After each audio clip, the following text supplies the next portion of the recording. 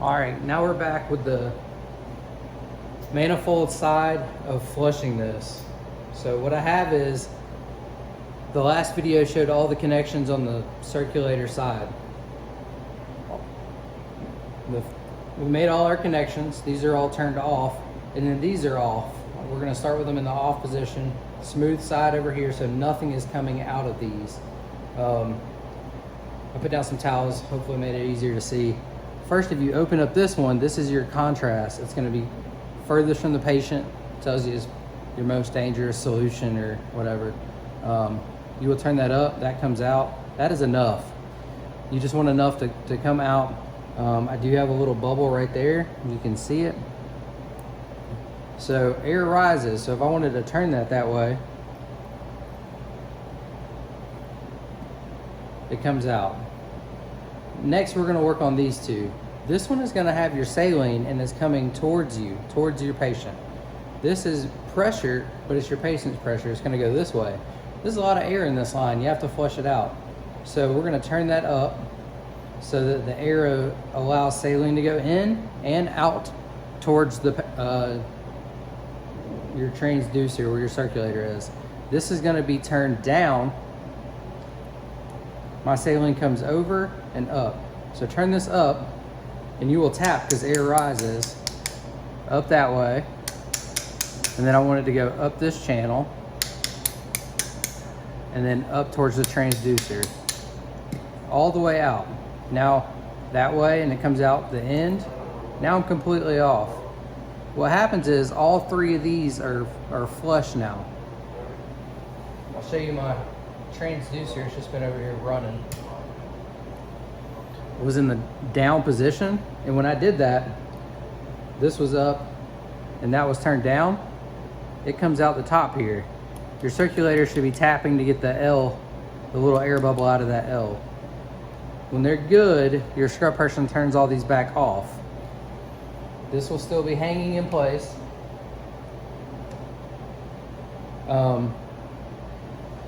Now what's left is there's air bubbles in this, like that area. You can actually see them. This is a solid line. Now is when I put my syringe on and I fill it with the saline. Now when I put that up, it'll automatically fill because my saline bag is under pressure, my contrast is under pressure. So no matter which one of these I use, it will automatically fill the syringe. If it doesn't, you might need to add some pressure to your pressure bag. Or you could be getting low on saline, which is unlikely. We usually use a liter bag, but you can turn that back off. The air bubble that is in there, we have to get out. This is just an extension that comes. It's a low pressure extension, has a male, female end.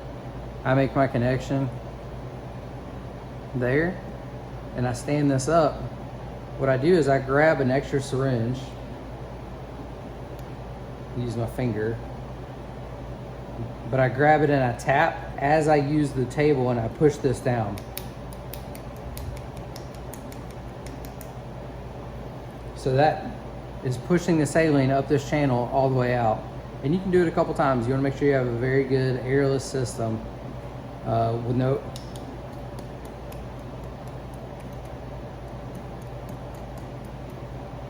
So at this point, this is the contrast. I'll go ahead and show you. If I was going to refill for an injection, I would turn that up. You can see it swirl around in there.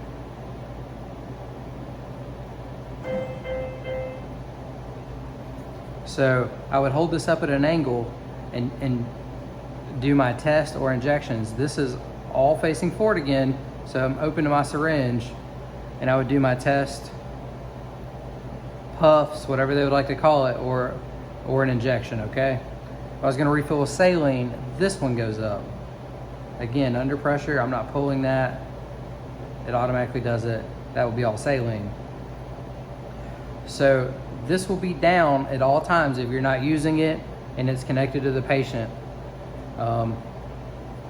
That is your pressure coming in, gives us our AO pressure, your PA pressure if you're on a Swan, whatever.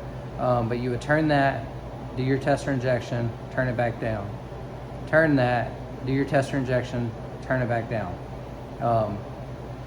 So if you're flushing out a Swan, or the doctor wants to flush the catheter, I have seen them turn this down That just allows saline to come out at a sort of lower pressure, and it automatically just comes out as long as this is open.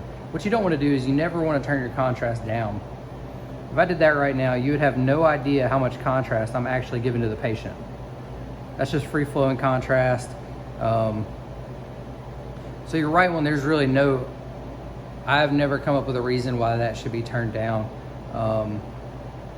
You have no idea how much you're giving to the patient contrast wise.